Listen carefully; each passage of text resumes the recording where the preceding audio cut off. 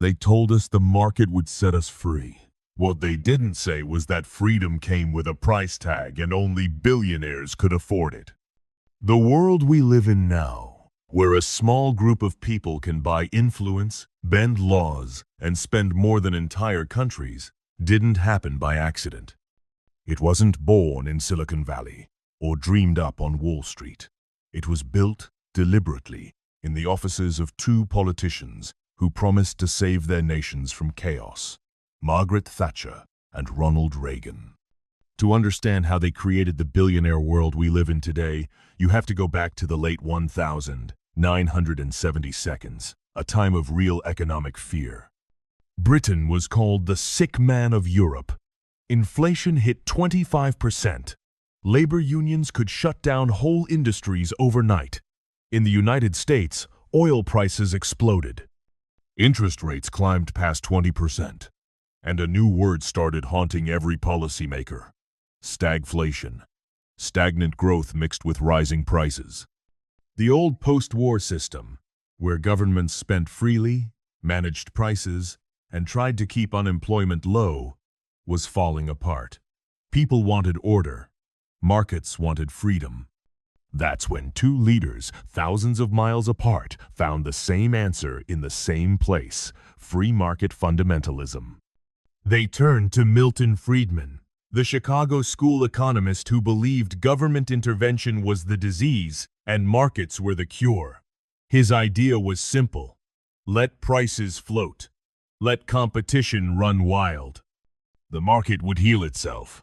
The invisible hand would guide everything to its most efficient outcome. It sounded elegant, clean, almost scientific. But it was also a fantasy. When Thatcher took power in 1979, she didn't just cut spending. She shocked the British economy on purpose. Her first budget slashed public investment and raised interest rates, triggering a brutal recession. Unemployment doubled. Entire industrial towns collapsed. To her, this wasn't failure. It was discipline. She believed inflation destroyed nations, and that pain was the price society had to pay to be purified. Across the Atlantic, Reagan was selling the same medicine, just with a Hollywood smile. In 1981, he signed the Economic Recovery Tax Act, cutting the top income tax rate from 70% to 50%. By 1986, it dropped again, all the way to 28%. He promised the wealth would trickle down. It didn't. It surged upward. In less than a decade, the richest 1% nearly doubled their share of national income. Corporate taxes fell. Unions weakened. And for the first time since the Great Depression, the middle class began shrinking quietly, statistically, permanently. Both leaders declared war on labor. When British coal miners went on strike in 1984, Thatcher crushed them. She stockpiled coal, mobilized police, and broke the National Union of Mine Workers after a year-long battle. In the U.S., Reagan faced a strike by air traffic controllers and fired 11,000 of them overnight. The message was unmistakable. Workers were replaceable, and they were replaced. Governments called it modernization. Economists called it flexibility. But it was something deeper, a transfer of power. Before Thatcher and Reagan, labor could bargain with capital. After them, capital dictated the terms. Wages stopped rising with productivity. Job security disappeared. And speculation, not production, became the engine of growth.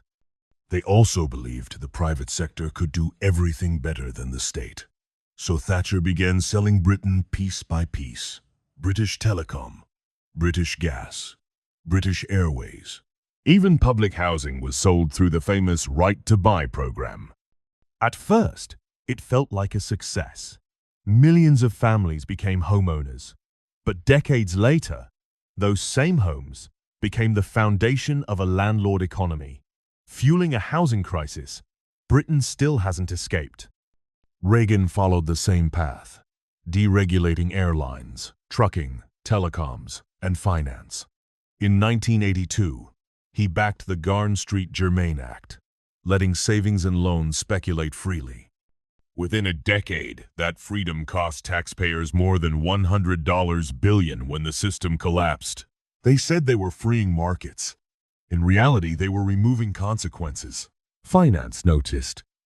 London's Big Bang in 1986 erased decades of banking restrictions. The city turned into a global casino overnight. Computers replaced chalkboards.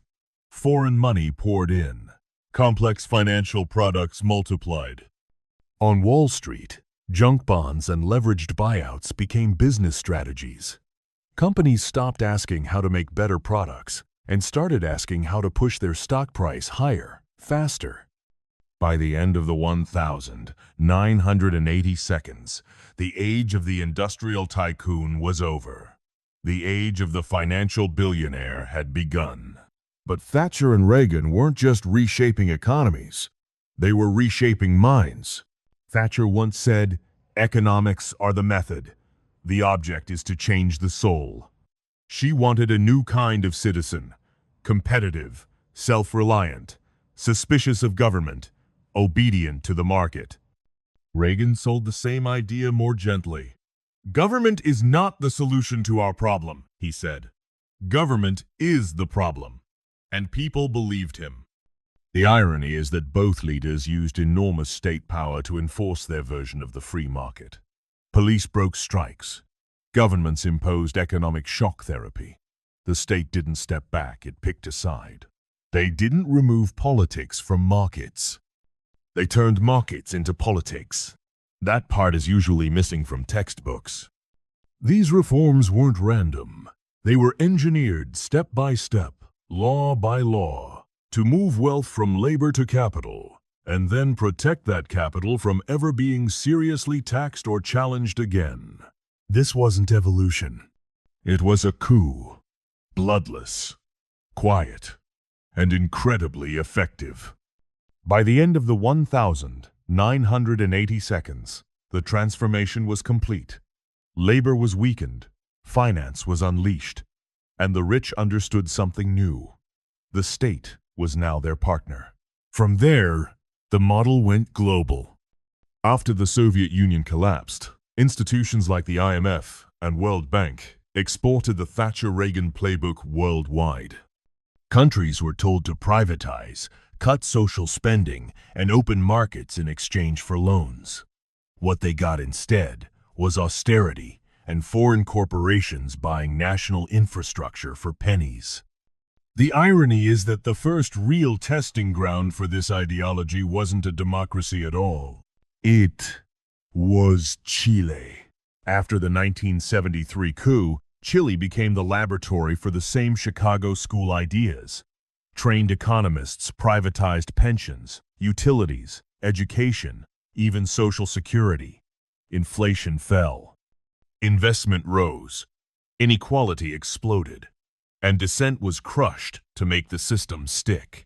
Thatcher later called Chile's dictator a friend of Britain. That wasn't nostalgia. It was recognition. The theory worked if you were willing to enforce it with force. Taxes became ideology. Cutting them became a moral duty. The rich would invest. Jobs would follow. It was called trickle-down economics, but it never trickled. Wages stagnated. Wealth piled up.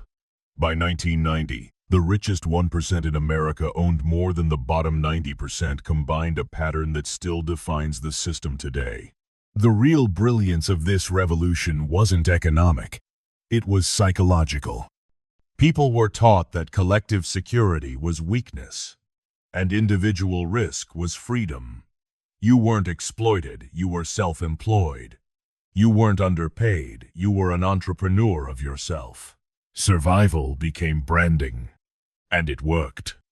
The United States became the ultimate experiment. Replace welfare with credit. Other rich countries built safety nets. America built payment plans. Healthcare became debt.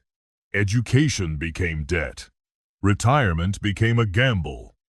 And despite the myth, Americans pay roughly the same share of income in taxes and mandatory costs as Europeans. The difference is where the money goes. In Europe, it buys security. In America, it buys profit. That's the hidden cost of the Thatcher-Reagan world. Insecurity sold as freedom. By the 2000s, the system was global. Money moved faster than law. Corporations outran governments. Tax havens multiplied. Finance became a parallel state, one that could crash the world in 2008 and send the bill to everyone else. Today, there are over 2,600 billionaires. Their wealth exceeds $14 trillion. Some control communication platforms. Others run private space programs. They don't just influence nations, they rival them. What began as an economic theory became a political reality. When wealth outweighs democracy, markets stop being markets. They become arenas of private power. That's the world Thatcher and Reagan built. A world where freedom became a commodity, inequality became normal, and billionaires became untouchable. History doesn't repeat, it compounds. And if you don't understand how this system was built, you'll spend your life inside it wondering why you're running just to stand still while someone else gets richer in their sleep. If this gave you a new perspective, subscribe. History has the answers. I'll show you where to look.